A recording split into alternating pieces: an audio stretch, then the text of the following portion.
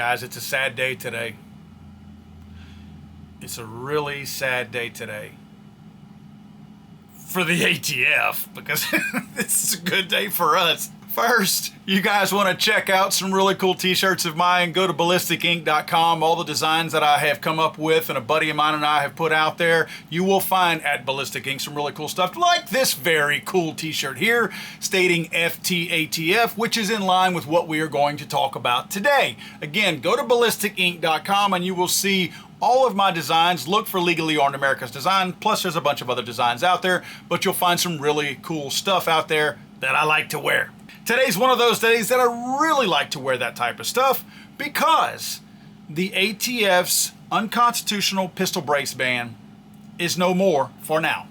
You'll remember that there was a case where if you were a Firearms Policy Coalition member or a Gun Owners of America member, that you could still, in other words, the pistol brace ban did not apply to you while those lawsuits were unsettled. Again, I'm simplifying it, but that's essentially what it boiled down to.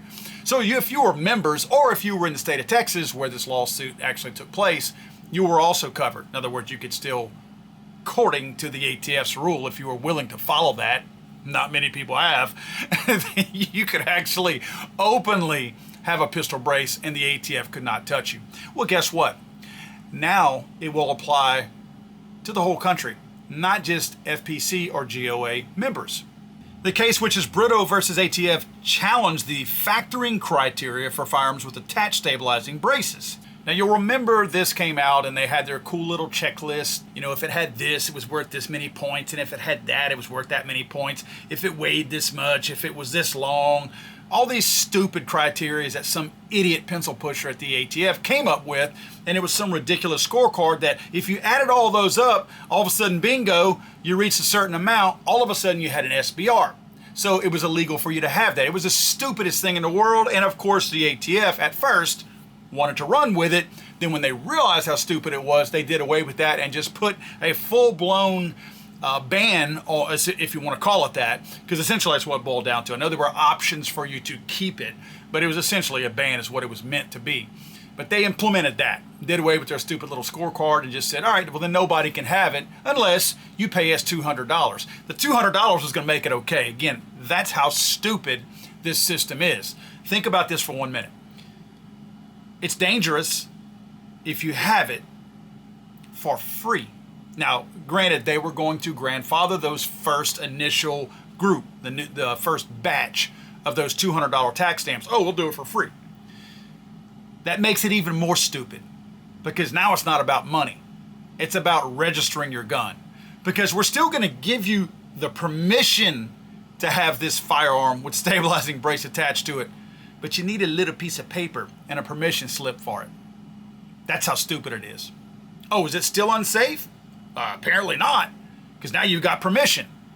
Again, it had nothing to do with safety all along. It was control. It always has been. Now, the Brito case claims that the ATF pistol brace rule violated the Administrative Procedures Act. Now, you'll remember that the Administrative Procedures Act, a lot of people refer to it as the APA, is pretty much the United States statute that governs the way in which administrative agencies of the government may propose and establish regulations. It's not a lawmaking body, so if a bureaucracy is wanting to implement a new rule, they have to use this process. Well, this Brito case made the claim that the ATF did not properly follow this process and that this whole thing was unlawful. In fact, it showed some history of the NFA, which still needs to be done away with, but nevertheless, that's what we're dealing with here. But it talks about the history of the NFA and how it's supposed to be administered. It goes on to talk about the legal standards that are necessary in order to obtain a preliminary injunction, which this is very well written. Look, I'm going to post a link to it because, guys, you probably want to read this. This gives you an inside look into how law is made, kind of the sausage making. I know a lot of people watch a lot of our videos, including Jared over at Guns and Gadgets and John Crump, because we like to break down these laws to make them a little bit more understandable. This legal opinion in writing is really good because it breaks a lot of that stuff down and tells you the how we got here of these types of laws. So I encourage you guys to go take a read at it. But the main thing that I want to do is I want to draw your attention to page 5. Again, a lot of people have gone and read this thing and broken it down in great detail, and I would refer you to go, watch their videos and read all that. Page 5 was really interesting to me. If you look at this paragraph right here, on remand, the district court found that the plaintiff had demonstrated a likelihood of success on their challenge because, in addition to the circuit panel's holding that the rule failed the logical outgrowth test, the brace pistols subject to enforcement of the final rule are in common use today. Again, I want to read that again. The braced pistols subject to enforcement of the final rule are in common use today, and possession and use of pistol braces is therefore within the ambit of Second Amendment protection. We've heard this before, right? Common use. There's some really big Supreme Court cases that have referred to common use.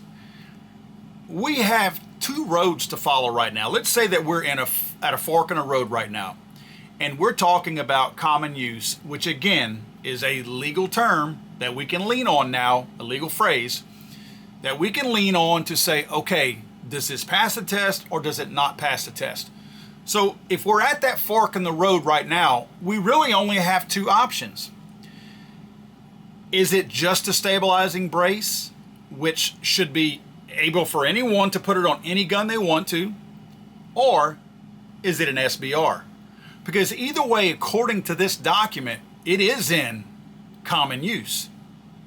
So that means that if the ATF wants to stick to their guns, no pun intended, and say that if you put this stabilizing brace on a firearm, it automatically becomes an SBR, a short barrel rifle, then that would also mean that either stabilizing braces are in common use, or if we follow the ATF and say that it's now miraculously an SBR, well then SBRs are in common use. So it shouldn't be a part of the NFA. So the ATF will no doubt appeal this, but they better be careful.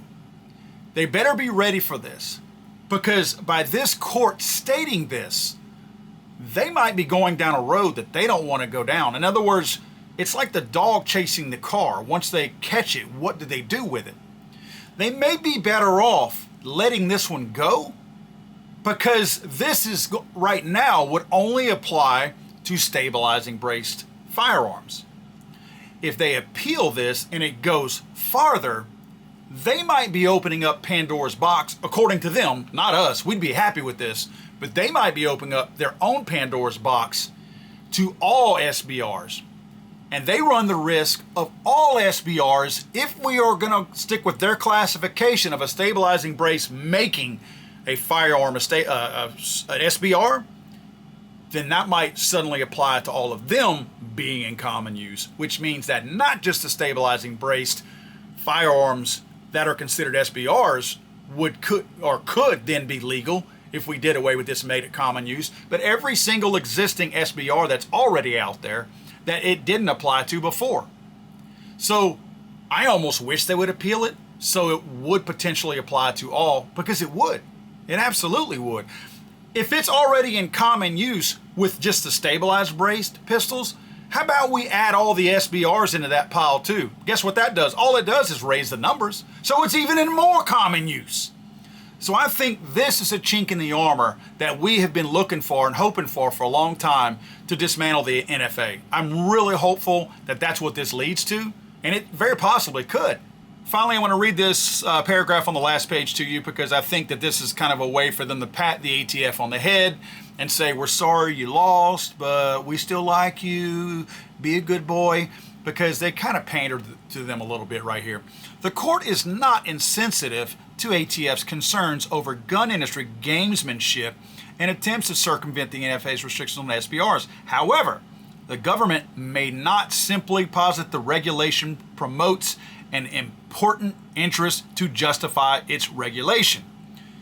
Of course, some form of protest can be expected when constitutional rights are allegedly infringed. The passage of time and the development of new technology can also reveal latent ambiguities in a statute. Likewise, the court is certainly sympathetic to ATF's concerns over public safety bullcrap in the wake of tragic mass shootings. Again, that is my point, that the ATF, they're pointing out that the ATF is acting on emotion. which no one should ever pass rules or laws based on emotion.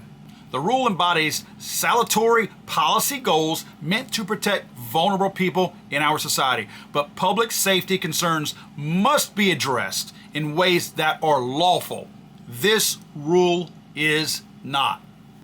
Eat a dick, ATF. God save the Queen, man. I'm sorry, I thought this was America.